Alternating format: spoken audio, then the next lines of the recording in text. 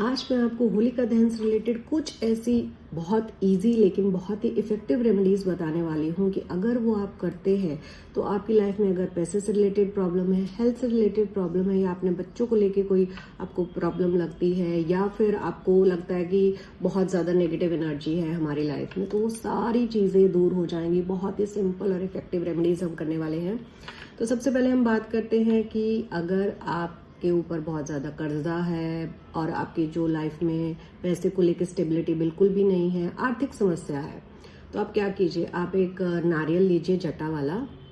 और उस पर आपको मौली बांधनी है। लेकिन जो जटा वाला नारियल है, कुछ नारियल अंदर से सूखे होते हैं, तो मेक श्योर कि उसमें पानी हो, और उसको आपको मौली से बांध देना है। और जब होलिका दहन हो तो आप उसको उसमें अर्पित कर दीजिए, इस इंटेंशन के साथ कि आपकी जितनी भी आर्थिक समस्याएं हैं वो सारी इसमें भस्म हो गई हैं और आपके लिए पैसे के नए रास्ते खुलने लगे हैं। तो आप धीरे धीरे नोटिस करेंगे कि आपके पास मनी अपॉर्चुनिटीज आने लगी है, जिससे आप अपना लोन भी चुका पा रहे हैं और आपकी फाइनेंशियल स्टेबिलिटी भी आने लगी है।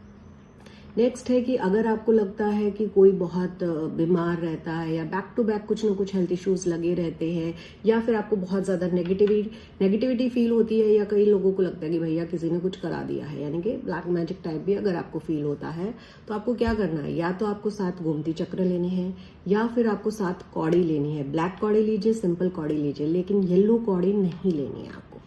तो ये आप उसमें होलिका दहन में अर्पित कर दीजिए, इस इंटेंशन के साथ कि आपके घर में जितनी भी नेगेटिव एनर्जी थी, आप लोगों के ऊपर जितनी नेगेटिव एनर्जी है या किसी ने कुछ किया है, वो सब इस होलिका दहन में भस्म हो गया है। और आपको नेक्स्ट क्या करना है कि जितने भी आपके फैमिली मेंबर्स हैं घर में, सबके लिए एक एक चावल का दाना लेना है, साबुत वाला, टूटा हुआ ना हो, और इस इंटेंशन के साथ उसमें डाल देना है कि भाई इस इंसान के ऊपर से कोई भी नेगेटिव एनर्जी है, नेगेटिव थॉट्स उनको आते हैं, या फिर आपको लगता है किसी ने कुछ कराया है, उस इंटेंशन के साथ जो आप फील करते हैं उसमें डाल दीजिए। घर में 4 सदस्य हैं तो आप 4 दाने ले लीजिए, लेकिन साबुत होने चाहिए। नेक्स्ट है कि अगर आपको लगता है कि बहुत ज्यादा मतलब इतने सीवियर हेल्थ इश्यूज है बहुत ज्यादा, तो आप क्या कीजिए, 3 या 7 परिक्रमा आपको उसकी करनी है होलिका दहन की। It's totally up to you. और होलिका दहन में जब हम परिक्रमा करते हैं तो नंगे पैर करें, ज्यादा बेटर है, बट अब अगर आपसे नहीं हो पाता तो आप चप्पल पहन सकते हैं, नो इश्यूज।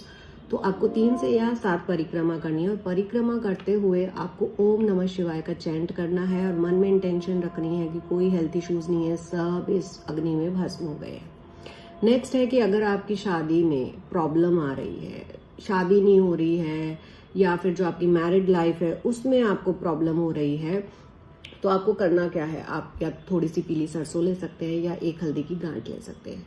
और उसको आपको होलिका दहन में अर्पित कर देना है, इस इंटेंशन के साथ कि अगर आपके शादी में प्रॉब्लम आ रही है, रिश्ते नहीं हो रहे हैं, तो मेरी शादी बहुत आराम से बिना किसी विघ्न के हो गई है, सारी प्रॉब्लम्स दूर हो गई है। और अगर कपल्स के बीच में प्रॉब्लम आ रही है, मैरिड लाइफ में प्रॉब्लम आ रही है, तो आपको इस इंटेंशन के साथ करना है कि मेरे हस्बैंड वाइफ के जो रिलेशंस हैं वो बहुत अच्छे हैं, इस इंटेंशन के साथ आप उसमें ये अर्पित कर दीजिए कि जितनी भी मिसअंडरस्टैंडिंग्स हैं या कोई प्रॉब्लम है वो दूर हो गई है और हमारे रिश्ते बहुत अच्छे हैं।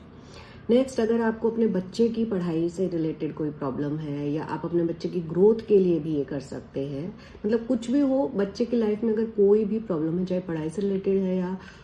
करियर से रिलेटेड है, तो आपको क्या करना है, थोड़ी सी जौ ले सकते हैं। जौ नहीं मिलती है तो आप जो भुने हुए चने होते हैं वो ले लीजिए, और वो आप अग्नि में अर्पित कर दीजिए। और घर आके इंटेंशन सेव रखनी है आपको कि भाई मेरे बेटे के करियर में या स्टडीज में जो भी प्रॉब्लम्स आ रही हैं वो सारी इसमें भस्म हो गई है, अब सब बढ़िया है। और जिस हाथ से आपने उसको अर्पित किया था वही हाथ से घर आकर उसको आशीर्वाद दे दीजिए। लेकिन कुछ लोगों के बच्चे बाहर रहते हैं, स्टडीज बात करते हैं या जॉब कर रहे हैं बाहर,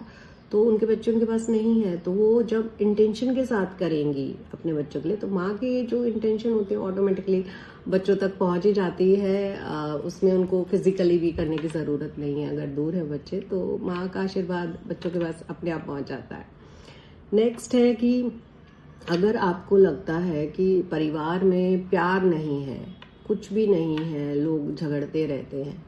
तो ये होलिका दहन की नहीं है, लास्ट में आपको ऐसे एक टिप दे रही हूँ, आप हर थर्सडे को कर सकते हैं। आपको एक हल्दी की गांठ और थोड़े से पीले फूल आपको हर थर्सडे को अपने मंदिर में रखने पूजा के टाइम, जो फूल हैं आपको वो डिस्कार्ड कर देने हैं, और जो हल्दी की गांठ है डिस्कार्ड आपको किसी पौधे में करना है, फेंकने नहीं है कहीं भी। और जो हल्दी की गांठ है उसको आप इकट्ठा करते रहिए और बाद में जल प्रवाह कर सकते हैं या किसी नीडी को भी दे सकते हैं। और इसके साथ जब आप ये करते हैं आपको ओम बृहस्पति नमः का मंदिर में बैठ के चैंट करना है। एक माला चैंट कर सकते हैं, आपके पास कोई माला है तो माला पे कर लीजिए, या थोड़ी देर वैसे ही बैठ के कीजिए अंदाजे से, क्योंकि जब हम माला से करते हैं तो हमारा ध्यान उसमें चला जाता है कि कितनी काउंटिंग हुई है। तो इट्स बेटर आप 5 मिनट 10 मिनट शांति से बैठ के ओम बृहस्पति नमः का वहां जाप कीजिए। तो इस तरीके से आपकी लाइफ में, आपके परिवार में अगर लोगों के बीच में झगड़े होते हैं तो वो भी दूर हो जाएंगे। जो मैंने आपको बाकी की रेमेडीज होलिका दहन के लिए बताई है वो जरूर कीजिएगा, और ये वीडियो सेव कर लीजिए, लोगों के साथ शेयर कीजिए ताकि उनकी लाइफ में भी